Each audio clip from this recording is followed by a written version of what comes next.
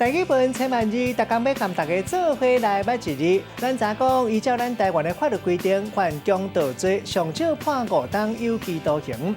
今仔日要甲大家小解这一字，咱同齐来看到这条做盗第7条强盗的盗。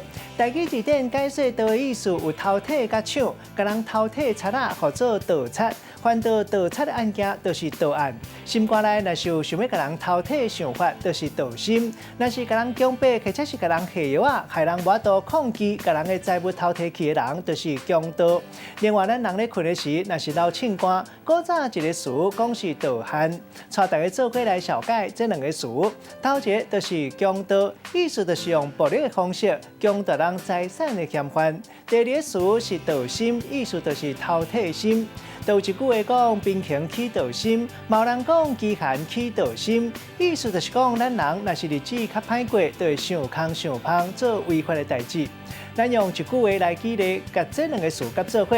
譬如讲，有一句话讲，请贼收切仓，贼仔有盗心，就算唔是强盗，也是会想空想芳，请伊来顾切仓，一定是会互伊偷搬了了。这句的意思，袂输是讲请鬼摕药单。今仔日小解这一字，读做盗，提供给观众朋友来参考。